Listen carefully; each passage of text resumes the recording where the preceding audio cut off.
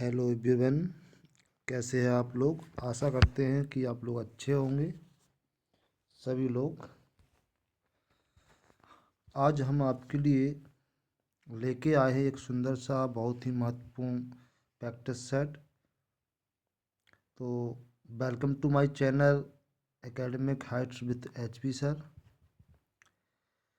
चलते हैं सभी लोग प्रैक्टिस सेट की ओर, जो कि आपके लिए बहुत ही महत्वपूर्ण साबित होगा टेट, सी टेट और सुपर टेट के लिए, जिसमें हमने आपके एनवायरनमेंट बोले तो पर्यावरण के अधिक से अधिक इम्पोर्टेंट क्वेश्चनों को शामिल किया है। इन्हीं क्वेश्चनों के साथ बिना समय बिताए बच्चे चलते हैं सभी लोग प्रैक्टिस सेट की ओर। ये रहा आपके प्रैक्टिस सेट नंबर पहले का पहला क्वेश्चन। आपके स्क्रीन के सामने पहला क्वेश्चन ये रहा।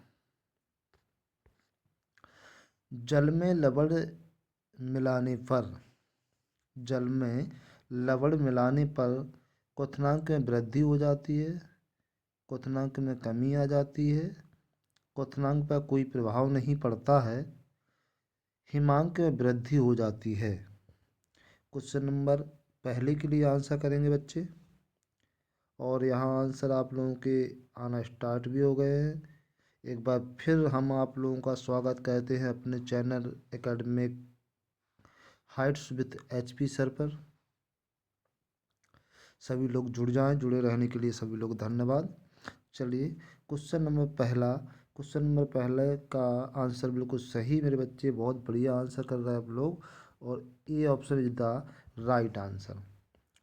जल में लवण मिलाने पर क्वथनांक में वृद्धि हो जाती है। जल के क्वथनांक में क्या होता है, वृद्धि हो जाती है। श्रृंखला के क्वेश्चन नंबर सेकंड की ओर चलते हैं। क्वेश्चन नंबर सेकंड ये रहा आप लोगों के सामने।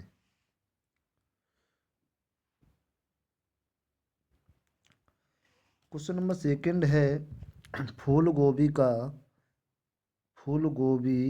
का खाने योग्य भाग कौन सा होता है। बहुत ही बढ़िया क्वेश्चन है। फूल गोभी का खाने योग्य भाग कौन सा होता है। फल, कलिका, पुष्प, पुष्पक्रम। क्वेश्चन नंबर सेकंड के लिए आंसर करेंगे, और क्वेश्चन नंबर सेकंड का आंसर आना स्टार्ट भी हो गया। बहुत ही शानदार आंसर। इसी क्रम में क्वेश्चन नंबर सेकंड में फूल गोभी का खाने योग्य भाग कौन सा होता है, तो बेटा पुष्पक्रम खाने योग्य भाग होता है। तो D option is the right answer हो जाएगा। चलते हैं क्वेश्चन नंबर 3 की ओर। श्रृंखला का क्वेश्चन नंबर 3 ये रहा आपके सामने।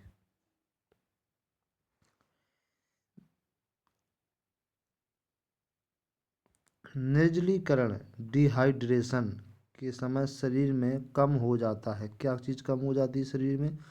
ऑप्शन ए शर्करा, option B sodium chloride, option C potassium chloride, option D उपरोक्त सभी।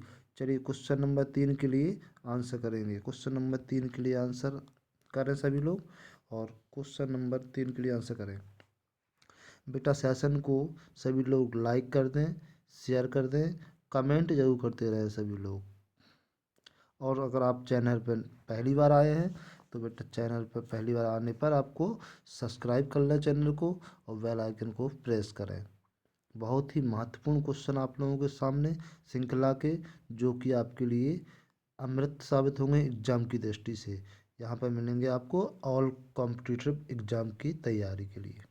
चलिए बने रहें चैनल पर। क्वेश्चन नंबर 3 के लिए आंसर आपका आना स्टार्ट भी हो गया।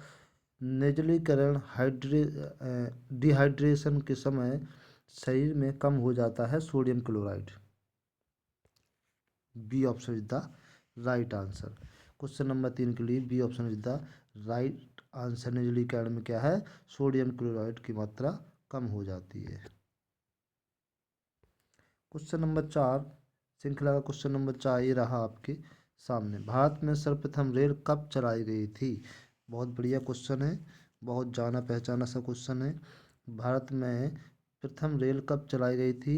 1800 1853 ईस्वी में, 1857 ईस्वी में, 1915 ईस्वी में और 1897 ईस्वी में।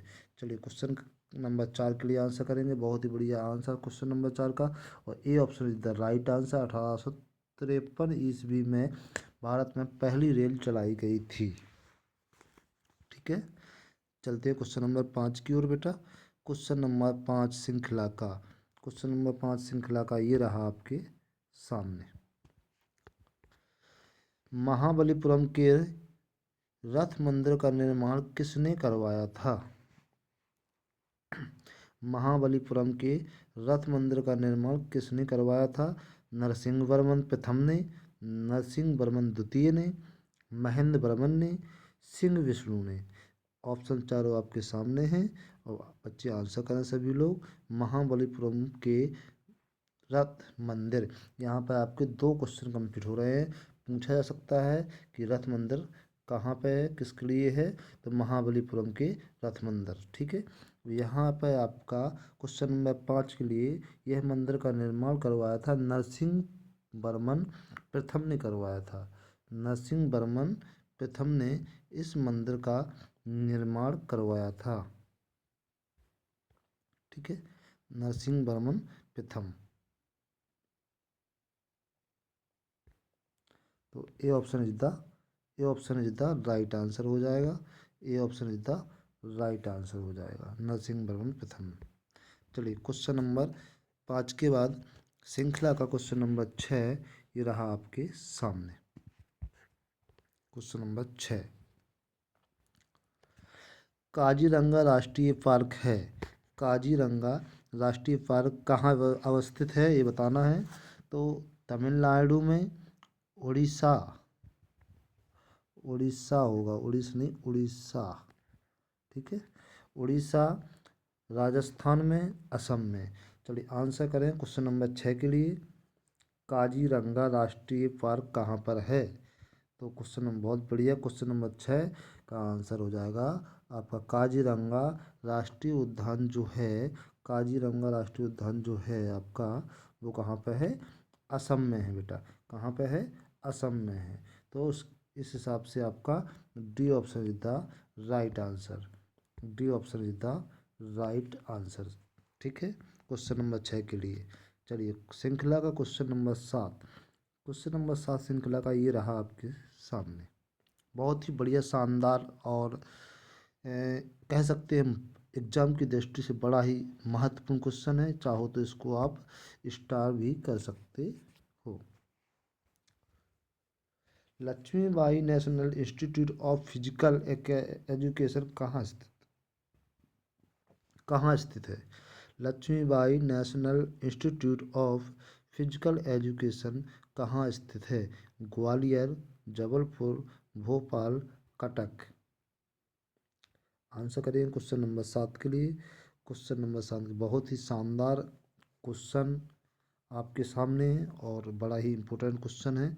यहाँ पर आपका क्वेश्चन नंबर 7 के लिए, Lakshmibai National Institute of Physical Education Gwalior में स्थित है। कहाँ पे? ग्वालियर में स्थित है। तो ये आपका ये option is the right answer. चलते हैं क्वेश्चन नंबर 7 के बाद श्रृंखला का क्वेश्चन नंबर 8 ये रहा आपके सामने। बहुत ही शानदार क्वेश्चनों की बौछार आपके सामने, एग्जाम की दृष्टि से बड़े ही महत्वपूर्ण क्वेश्चन हैं, जो कि आपके लिए सभी एग्जाम में अक्सर पूछे जाने वाले क्वेश्चन हैं। विशेष तौर पर TET, C TET, super TET के लिए पर्यावरण एनवायरनमेंट से पूछे जाने वाले क्वेश्चनों की श्रृंखला। इस श्रृंखला का क्वेश्चन नंबर 8, विश्व में ताजे पानी की सबसे बड़ी झील कौन सी है? कैस्पियन सागर, सुपीरियर झील, डल झील, टिटिका का झील। चलिए क्वेश्चन नंबर 8 के लिए आंसर करें। क्वेश्चन नंबर 8 के लिए, और यह क्वेश्चन नंबर 8 के लिए सुपीरियर झील, सुपीरियर झील।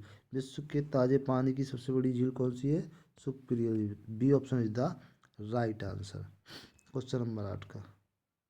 इस श्रृंखला का अगला क्वेश्चन देखते हैं, और क्वेश्चन नंबर 9 श्रृंखला का ये रहा आपके सामने। पूछा गया है उसमें मानव आँख की रेटिना पर कैसा प्रतिबिंब बनता है? वास्तविक तथा उल्टा प्रतिबिंब, वास्तविक तथा सीधा प्रतिबिंब, आभासी तथा उल्टा प्रतिबिंब, आभासी तथा सीधा प्रतिबिंब। क्वेश्चन नंबर 9 के लिए बहुत ही बढ़िया शानदार क्वेश्चन आपके सामने है। मानव आँख की रेटिना पर कैसा प्रतिबिंब बनता है? तो सदैव अपन जो देखते हैं, देखने के लिए अपने आँख से रेटिना जो होती है, बीच में जो पुतली होती है, तो रेटिना जो होती है उसमें क्या होता है, उल्टा प्रतिबिंब बनता है, तब अपन को सीधा दिखाई देता है। तो वास्तविक था उल्टा प्रतिबिंब बनता है। तो ये option is the right answer हो जाएगा क्वेश्चन नंबर 9 के लिए। श्रृंखला के क्वेश्चन नंबर 9 के बाद क्वेश्चन नंबर 10 ये रहा आपके सामने। जब ब्रश को पानी में डुबोते हैं तो उसके बाल आपस में चिपक जाते हैं। कोई भी ब्रश लेंगे अपन, पानी में डुबोएंगे उसको, तो उसके जो बाल लगे होते हैं उस पर, वे आपस में क्या हो जाते हैं, चिपक जाते हैं। श्यानता के कारण, पृष्ठ तनाव के कारण, संसंजन के बल के कारण, पित्त्यास्थापकता के कारण, पित्त्यास्थापकता के कारण।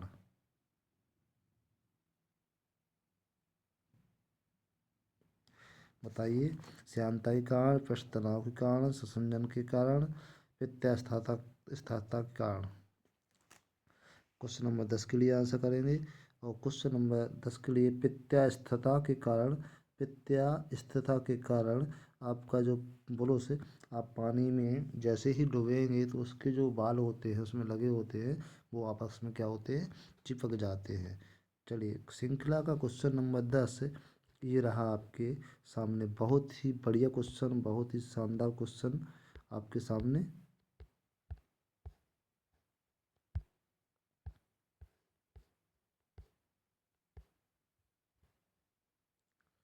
थोड़ा सा टेक्निकल इशू, कोई बात नहीं।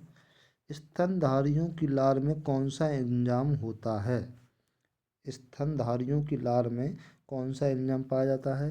Rennin, protease, ptyalin, amylase. Question number 11 के लिए आंसर करेंगे। और स्तनधारी जो प्राणी होते हैं उनकी लार में विशेषतः एमाइलाइज एमाइलेज पाया जाता है। D option is the right. Amylase enzyme जो होता है वो पाया जाता है आपके स्तनधारी प्राणियों की लार में। तो क्वेश्चन नंबर 11 के बाद क्वेश्चन नंबर 12 की ओर चलते हैं। और क्वेश्चन नंबर 12 ये रहा आपके सामने। केले के वृक्ष के किस भाग को खाद्य के रूप में प्रयुक्त नहीं किया जाता है? केले के वृक्ष के किस भाग को खाद्य के रूप में प्रयुक्त नहीं किया जाता है? तना, पत्ता, पुष्प, फल। क्वेश्चन नंबर 12 के लिए आंसर करेंगे। तो क्वेश्चन नंबर 12 के लिए आपका केले के वृक्ष के किस भाग को खाद्य के रूप में प्रयोग नहीं किया जाता है? तो तना, पत्ता, पुष्प, फल। क्वेश्चन नंबर 12 के लिए जी, क्वेश्चन नंबर 12 के लिए answer B option is the right answer हो जाएगा। क्योंकि केले के पत्ते को नहीं खा सकते हैं, तने को खा सकते हैं खाद्य के रूप में, और पुष्प और फल दोनों को भी खाद्य के रूप में प्रयोग किया जाता है। क्वेश्चन नंबर 12 के बाद क्वेश्चन नंबर 13 की ओर चलते हैं। और श्रृंखला का क्वेश्चन नंबर 13 ये रहा आपके सामने। बहुत ही शानदार क्वेश्चन है, बहुत ही बढ़िया मज़ेदार क्वेश्चन है। लूनी नदी किस में गिरती है? लूनी नदी चलकर किस नदी में मिल जाती है या गिरती है? आपको बताना है कहाँ पर गिरती है। यमुना में, कच्छ के रन में, गंगा के डेल्टा में, नर्मदा नदी में। क्वेश्चन नंबर 13 के लिए आंसर करेंगे आप लोग। और बहुत बढ़िया आप लोगों का प्रयास क्वेश्चन नंबर 13 के लिए। और क्वेश्चन नंबर 13 का B option is the right answer. Luni नदी जो है वो बहकर आपके कच्छ के रन में जाकर गिर जाती है और वहाँ पर समाप्त हो जाती है। ठीक है। क्वेश्चन नंबर 14 ये रहा आपके सामने। क्वेश्चन नंबर 14 के लिए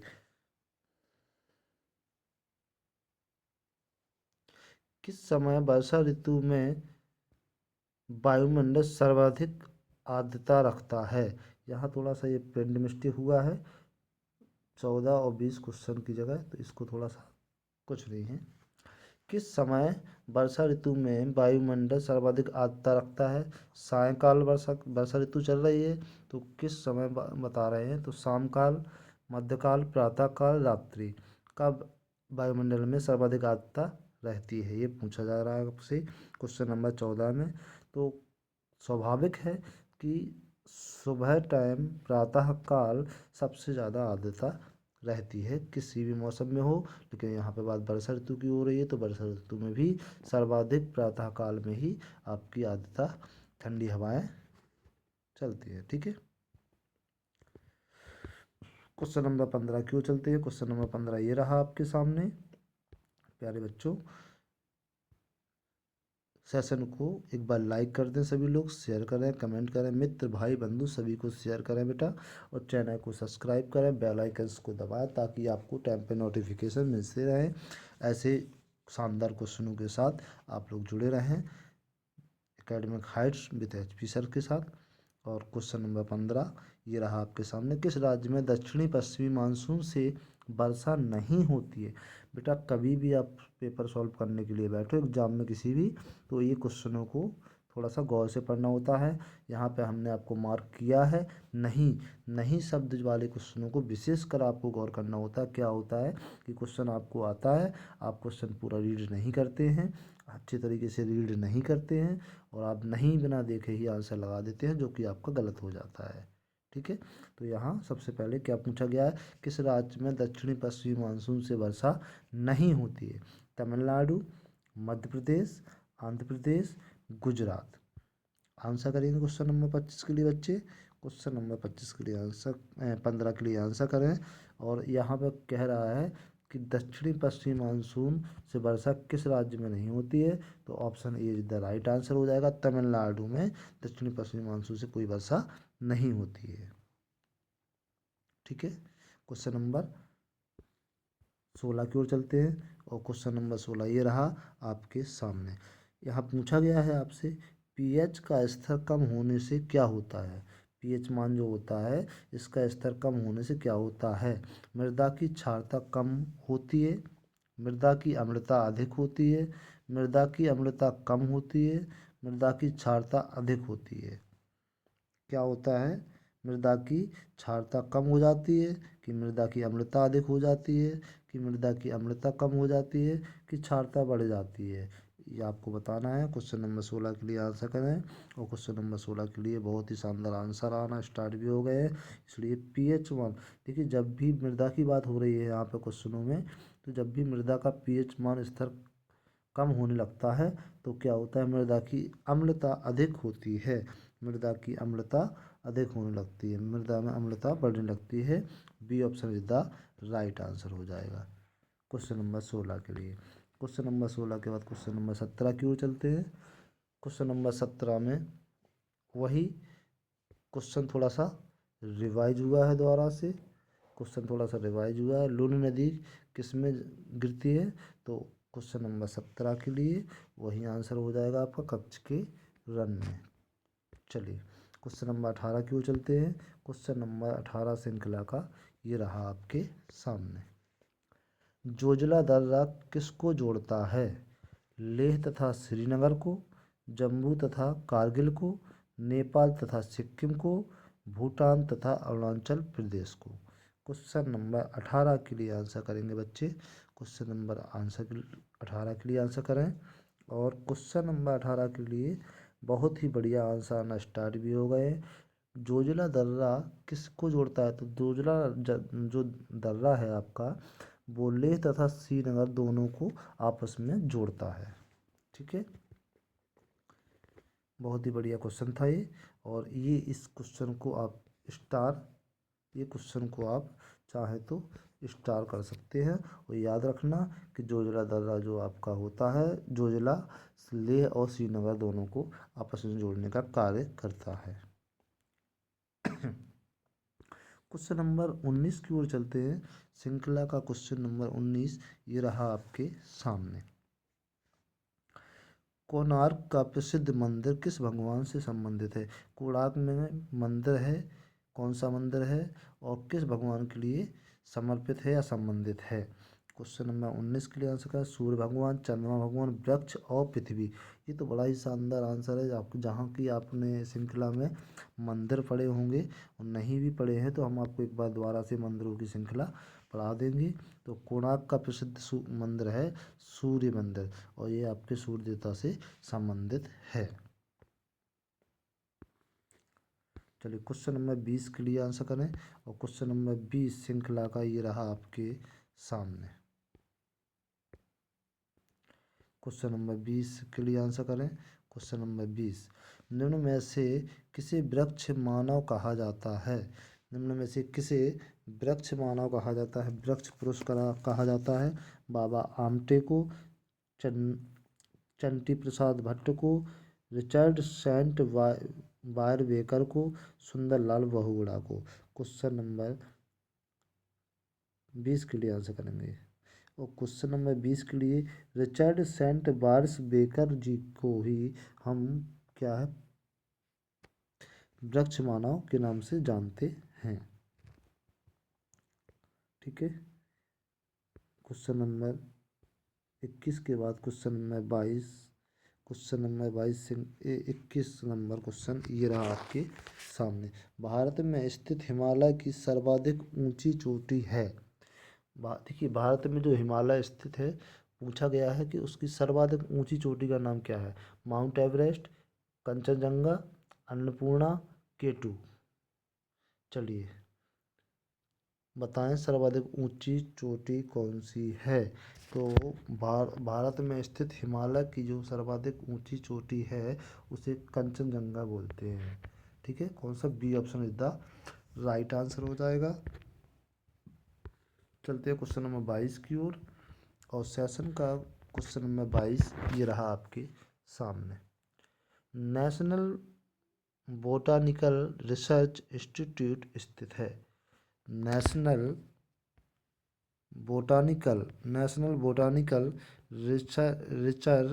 रिसर्च इंस्टीट्यूट स्थित है चेन्नई में, कलकत्ता में, दिल्ली में, लखनऊ में।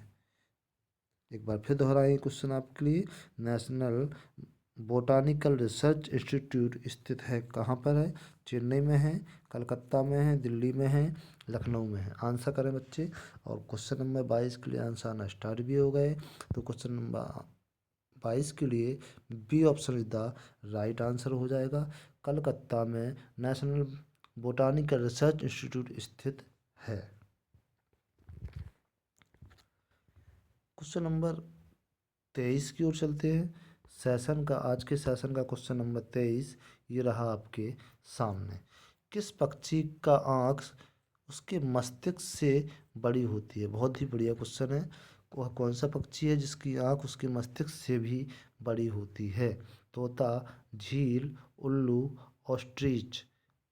और यहाँ पे आपको स्पष्ट रूप से दिख रहा होगा तोता आपने देखा होगा,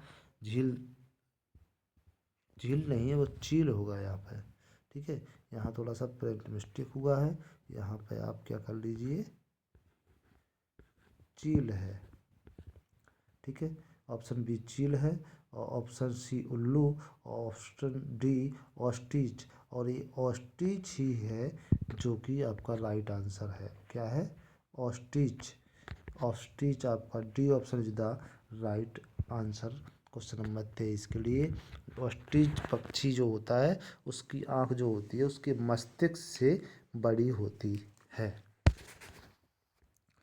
क्वेश्चन नंबर 24 की ओर चलते हैं और श्रृंखला का क्वेश्चन नंबर 24 ये रहा आपके सामने। निम्न में कौन यूनेस्को धरोहर स्थल है। भाई किसको, कौन से स्थान को यूनेस्को की धरोहर के रूप में सम्मिलित किया गया है। ये पूछा गया है। केवलादेव राष्ट्रीय उद्यान, चिल्का झील राष्ट्रीय उद्यान, केरल का पश्चिम तल, केरल का पश्चिम जल। चलिए क्वेश्चन नंबर 24 के लिए आंसर करें। तो क्वेश्चन नंबर 24 के लिए यूनेस्को की धरोहर के रूप में सम्मिलित किया गया है वो है आपका केवलादेव राष्ट्रीय उद्यान। बेटा कमेंट करके बताएं केवलादेव राष्ट्रीय उद्यान कहाँ पर स्थित है। ये आप लोग कमेंट करके बताएंगे। क्वेश्चन नंबर 24 के लिए A option is the right answer हो जाएगा। A option is the right answer हो जाएगा। ठीक है बेटा। केवलादेव राष्ट्रीय उद्यान को यूनेस्को धरोहर में की सूची में शामिल किया गया है। चलिए क्वेश्चन नंबर 25 के लिए आंसर करें। क्वेश्चन नंबर 25 ये रहा आपके सामने। कौन सा विभाजक भारत तथा श्रीलंका को अलग करता है? कौन सा विभाजक है जो श्रीलंका को तथा भारत को अलग करता है? पाक जल, डमरू मध्य, रॉस द्वीप, मन्नार की खाड़ी, टोरस जलमंडल मध्य। चलिए क्वेश्चन नंबर 25 के लिए आंसर करें। तो क्वेश्चन नंबर 25 जो है आपका भारत और श्रीलंका को विभाजन मतलब बंटवारे बांटने का काम करता है। ये option is the right answer हो जाएगा। ये option is the right answer हो जाएगा। पाक जल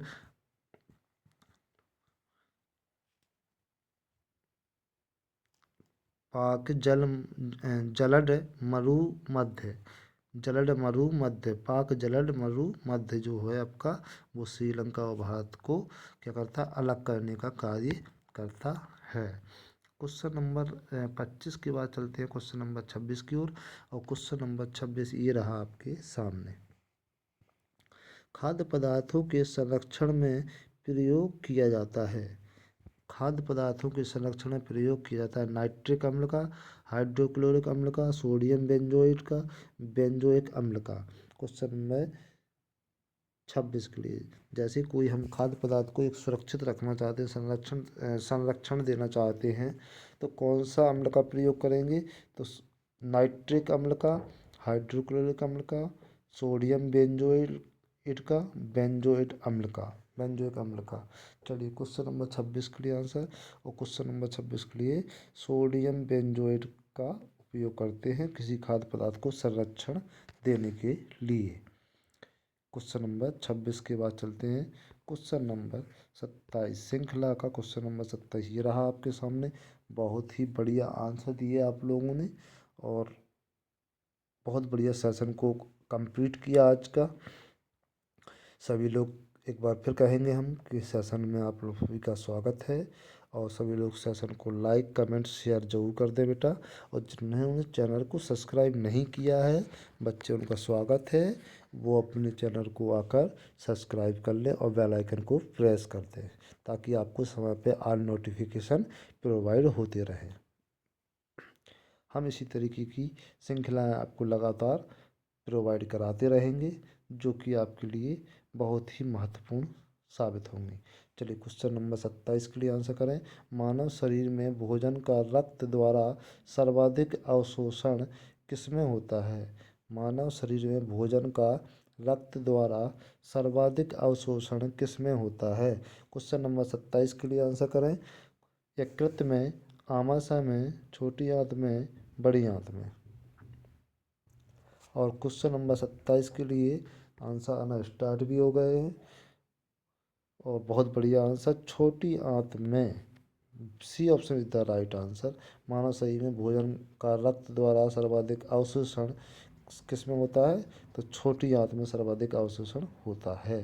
क्वेश्चन नंबर 28वां ये रहा आपके सामने। बड़ा ही शानदार क्वेश्चन है और एग्ज़ाम की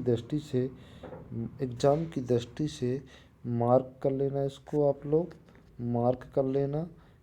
ये क्वेश्चन आपके लिए इम्पोर्टेंट साबित होगा। गोताखोरों द्वारा सांस लेने में प्रयुक्त होने वाली गैस कौन सी है?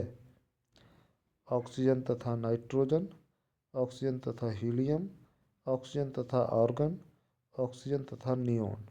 क्वेश्चन नंबर 28 और यहाँ ऑक्सीजन तथा helium B option is the right answer हो जाएगा। बेटा गोताखोर जो गहरे गहरे नदियों में या समुद्रों में गोताखोर जो होते हैं, गोता लगाते हैं, तो वो आपने देखा होगा कि एक सिलेंडर अपनी पीठ पे बांध के रखते हैं अब गैस लेने के लिए, सांस लेने के लिए। तो उसमें जो होता है वो क्या होता है? ऑक्सीजन तथा हीलियम का मिश्रण होता है। चलिए क्वेश्चन नंबर 28 के बाद क्वेश्चन नंबर 29 की ओर चलते हैं। और क्वेश्चन नंबर 29 ये रहा आपके सामने। भारत की सबसे लंबी नहर है शारदा, इंदिरा गांधी, सरहिंद, बेतवा। क्वेश्चन नंबर 29 के लिए आंसर करेंगे। भारत की सबसे लंबी नहर कौन सी है? और भारत की सबसे लंबी नहर कौन सी है? B option is the right answer, Indira Gandhi नहर आपकी भारत की सबसे लंबी नहर है। ठीक है। क्वेश्चन नंबर 29 के बाद सेशन का लास्ट क्वेश्चन, आज का सेशन का लास्ट क्वेश्चन। बच्चे कमेंट करके बताएं कैसा लगा आपको आज का सेशन। आप लोगों ने आज के सेशन में 30 क्वेश्चन पूरे कंप्लीट किए हैं, जो कि आपके पर्यावरण से अति महत्वपूर्ण क्वेश्चन है और एग्जामों में बार बार पूछे जाने वाले क्वेश्चन हैं। ठीक है बच्चे। क्वेश्चन नंबर 30 के लिए आंसर करेंगे। एलिफेंटा गुफा मंदिरों का निर्माण किसके समय में हुआ था? एलिफेंटा गुफा जो है, मंदिर जो बने हुए हैं, तो किसके समय में बनवाए गए थे? पाल, चालुक्य, चोल, राष्ट्रकूट। Question number 30। और क्वेश्चन नंबर 30 के लिए आंसर हो जाएगा। आंसर बताने से पहले बेटा हम आप लोगों से फिर कहेंगे कि चैनल पर सभी लोग जुड़े रहें, चैनल को सब्सक्राइब कर लें, बेल आइकन्स को प्रेस करें और लाइक कमेंट शेयर जरूर करें। सभी लोगों को शेयर करें, सभी मित्रों को अपने, ताकि सभी को भला हो सके। इन सेशनों में से अगर क्वेश्चन निश्चित तौर पर फंसने वाले हैं, निश्चित तौर पर आपके एग्जाम में मिलने वाले हैं, तो सभी लोग, क्योंकि आज के समय में सभी लोग चाहते हैं कि कर भला सो हो भला, है ना। सभी लोग जानते हैं, तो सब लोगों का भला होगा तो आपका भी भला होगा और हमारा भी होगा, है ना बच्चे। चलिए, एलिफेंटा गुफा मंदिरों का निर्माण किसके समय में हुआ है? राष्ट्रकूट के समय पे हुआ है। क्वेश्चन नंबर 30 के बाद हम लोगों ने आज के सेशन में क्वेश्चन नंबर 30 से कंप्लीट किए। फिर मिलेंगे कल इसी श्रृंखला को आगे बढ़ाते हुए आपके लिए महत्वपूर्ण क्वेश्चनों को शामिल करते हुए। तो एक बार सभी लोग चैनल को लाइक कर दें, शेयर करें, कमेंट कर दें। बहुत बहुत धन्यवाद। Academic Heights with HP sir channel पर जुड़े रहने के लिए बहुत बहुत धन्यवाद। Thanks you. तब तक के लिए आप लोग पढ़ते रहिए, स्वस्थ रहिए, ठीक है, खाते रहिए, मस्त रहिए, पढ़ते रहिए। ओके, बाबा टाटा सभी लोगों को। जय हिंद, जय भारत।